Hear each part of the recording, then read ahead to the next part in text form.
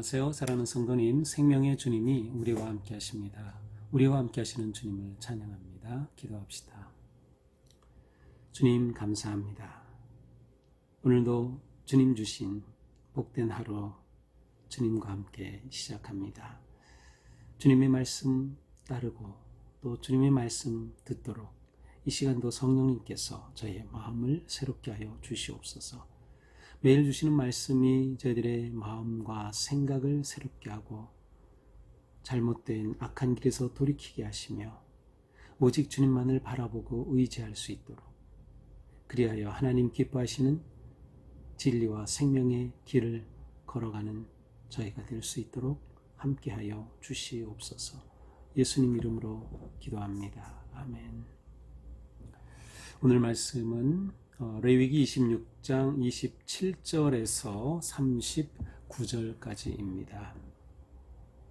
너희가 이같이 될지라도 내게 청종하지 아니하고 내게 대항할진대 내가 진노로 너희에게 대항하되 너희의 죄로 말미암아 7배나 더 징벌하리니 너희가 아들의 살을 먹을 것이요 딸의 살을 먹을 것이며 내가 너희의 산당들을 헐며 너희의 분향단들을 부수고 너희의 시체들을 부서진 우상들 위에 던지고 내 마음이 너를 싫어할 것이며 내가 너희의 성읍을 황폐하게 하고 너희의 성소들을 황량하게 할 것이요 너희의 향기로운 냄새를 내가 흠향하지 아니하고 그 땅을 황무하게 하리니 거기 거주하는 너희의 원수들이 그것으로 말미암아 놀랄 것이며 내가 너희를 여러 민족 중에 흩을 것이요 내가 칼을 빼어 너희를 따르게 하리니 너희의 땅이 황무하며 너희의 성읍이 황폐하리라. 너희가 원수의 땅에 살 동안에 너희의 본토가 황무할 것이므로 땅이 안식을 누릴 것이라. 그때에 땅이 안식을 누리리니 너희가 그 땅에 거주하는 동안 너희가 안식할 때에 땅은 쉬지 못하였으나 그 땅이 황무할 동안에는 쉬게 되리라.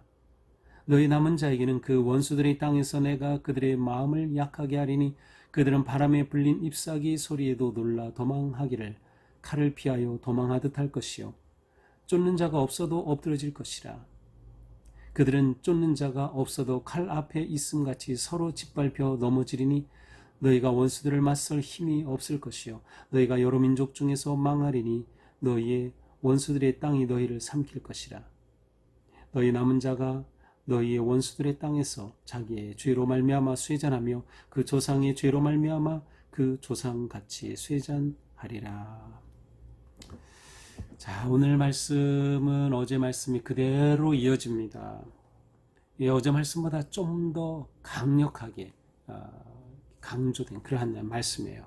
이제 어제 말씀은 이스라엘 백성들이 하나님께 범죄하고 돌이키지 않으면 하나님께서 이렇게 너희들에게 재앙을 더하시겠다. 7배나 더하시겠다. 7배나 더하시겠다. 계속 반복적으로 말씀하셨죠.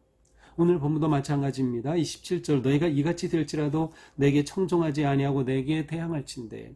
이렇게 하나님께서 그들을 치시고 재앙을 내리시고 심판하심에도 불구하고 그들이 돌이키지 않고 여전히 하나님을 배반하고 있다면 하나님께서 그들과 맞서신다는 거예요.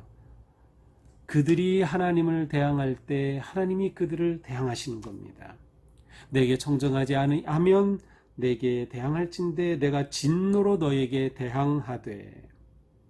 자, 대항한다고 하는 이 단어는 아주 맹렬하게 맞선다는 겁니다. 하나님께서 대항하는 백성들을 향해서 하나님이 맹렬하게 그들에게 진노하시고 그들을 징벌하시는 겁니다. 그래서 이번에도 말씀합니다. 죄로 말미암아 7배나 더 징벌하리니 하나님의 진노가 더 맹렬하게 그들 가운데 임하신다는 겁니다. 하나님께 청정하지 않고 대항한다는 것은 어떤 이미지가 있는가 하면 하나님을 향해 거꾸로 달리는 겁니다. 요즘 이제 역주행이라는 그러한 단어가 있죠. 차가 원래 오른쪽 차로로 가야 되는데 이 잘못 들어서 왼쪽 차로에서 막 달리는 겁니다. 이건 완전히 거꾸로 가는 거죠. 역주행입니다. 위험한 거죠. 하나님을 향해 역주행하게 되면 하나님과 부딪히는 겁니다. 하나님이 그들을 대항하시게 되는 거죠. 자, 이렇게 계속 하나님께 역주행할 때 하나님께서는 그들을 더 강렬하게 징벌하셔요. 29절입니다. 너희가 아들의 살을 먹고 땅에 딸의 살을 먹을 것이며 자녀들의 살을 먹는다, 자녀들을 잡아먹는다는 뜻이에요. 정말 상상도 할 수 없는 그러한 엄청난 비참한 일이 일어나는 것이죠. 자녀를 어떻게 잡아먹습니까? 그런데 열왕기하 6장 28절에 가보면 이와 같은 내용이 실제로 나옵니다. 열왕기하 6장 28절입니다. 또 이르되 무슨 일이냐 하니 여인이 대답하되 이 여인이 내게 이르기를 내 아들을 내놓아라. 우리가 오늘 먹고 내일은 내 아들을 먹자 하매 우리가 드디어 내 아들을 삶아 먹었더니 이튿날에 내가 그 여인에게 이르되 내 아들을 내놓아라. 우리가 먹으리라 하나 그가 그의 아들을 숨겼나이다 하는지라. 이스라엘이 여기서 북이스라엘 쪽이죠. 사마리아 지역에 아람이 군대가 쳐들어와서 이 나라가 황폐해졌을 때 먹을 수 없고 정말 살아갈 수 없는 그런 상황 가운데서 이 부모들이 서로 자기들의 자식을 잡아먹자는 거예요. 오늘은 내 아들을 줄 테니 내일은 내 자식 내놔라. 정말 비참하고 상상할 수 없는 그런 일이 실제로 이스라엘 역사 가운데 일어났어요. 하나님을 배반할 때 이러한 끔찍한 일이 일어나는 것이죠.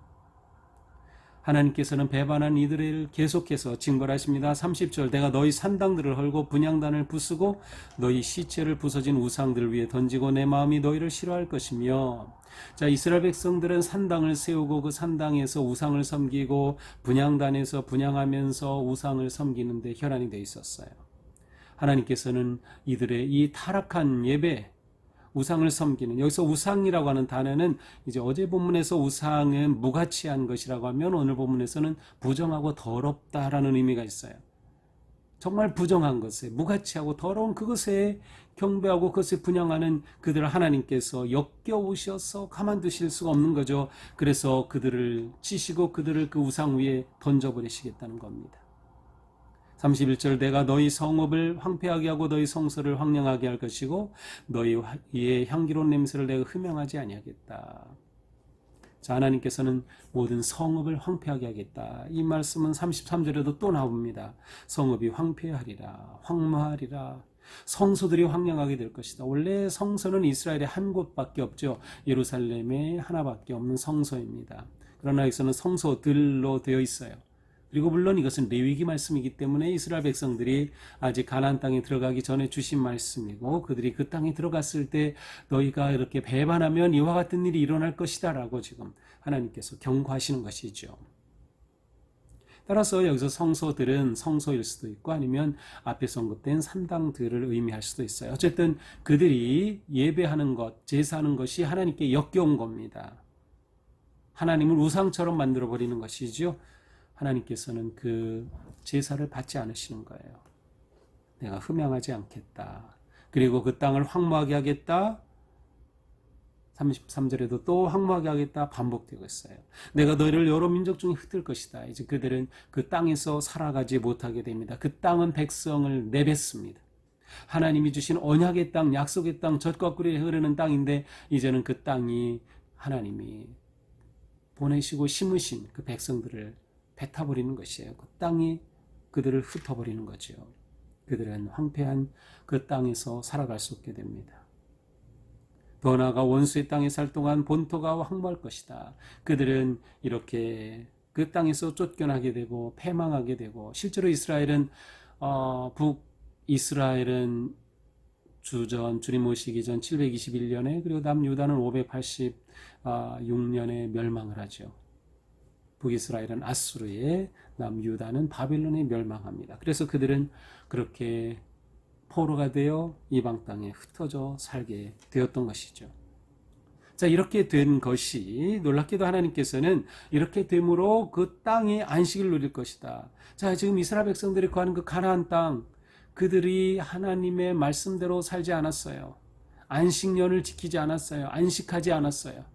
그래서 하나님께서는 그들을 멸망시키시고 바벨론으로 포로되게 보내신 후에 그 땅을 안식하게 하신다는 거예요.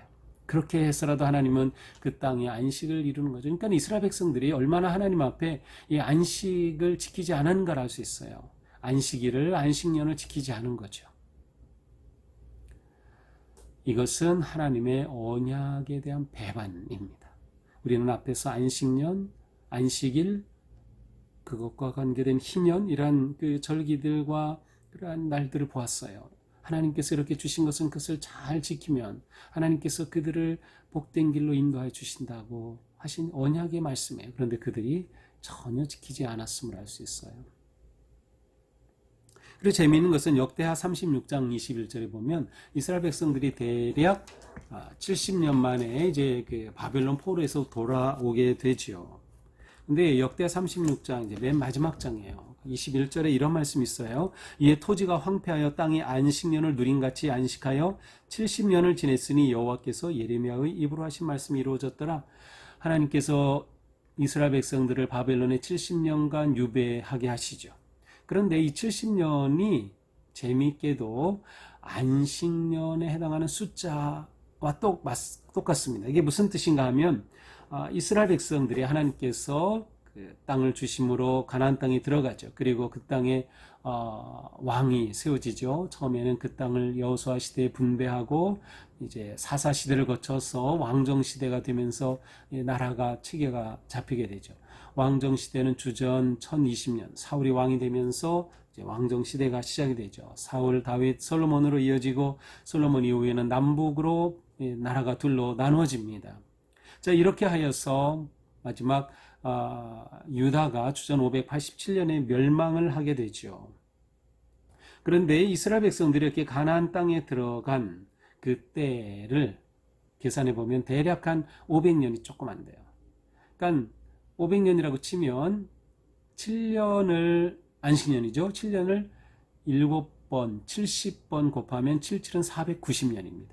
그래서 이스라엘 백성들이 70년간 바벨론 포로 생활한 것은 마치 안식년을 1년으로 계산해서 그들이 70번 안식년 지내야 될 것을 제대로 지키지 않은 것에 대한 하나님의 심판이며 그 기간 동안 이 땅을 쉬게 하셨다라고 해석하는 것이죠.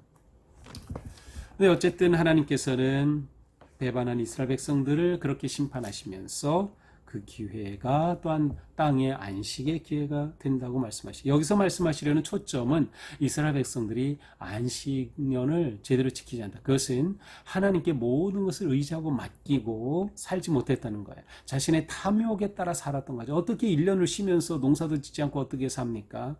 하나님을 의지하지 않고 살 수 없어요. 그러나 자신의 그 탐욕과 욕심 때문에 그렇게 하지 못했던 것이죠. 결국 이 민족은 하나님께서 멸망시키십니다. 너희가 여러 민족 중에서 망하리니 너희 원수들의 땅이 너희를 삼킬 것이라. 너희 남은 자가 원수들의 땅에서 자기의 죄로 말미암아 쇠잔하며 그 조상의 죄로 말미암아 그 조상같이 쇠잔하리라. 쇠잔하고 사라지는 하나님의 백성들을 보여주고 있습니다. 바로 오늘 말씀도 하나님께 돌이키지 않을 때 계속되는 하나님의 심판과 재앙의 모습을 보여줍니다. 자, 그러므로 우리는 무엇을 알 수 있습니까? 회개하지 않으면 희망이 없다는 것입니다. 회개하지 않으면 희망이 없다. 하나님을 배반하여 역주행하는 것을 멈춰야 한다. 계속 역주행하는 한 하나님과 부딪힐 수밖에 없어요. 우리에게 희망은 회개에 있습니다. 회개하지 않으면 하나님이 떠나셔요. 이것이 가장 큰 문제죠. 하나님이 예배도 받지 않으시고 그 땅을 버리시고 백성을 버리시고 하나님이 떠나시는 겁니다.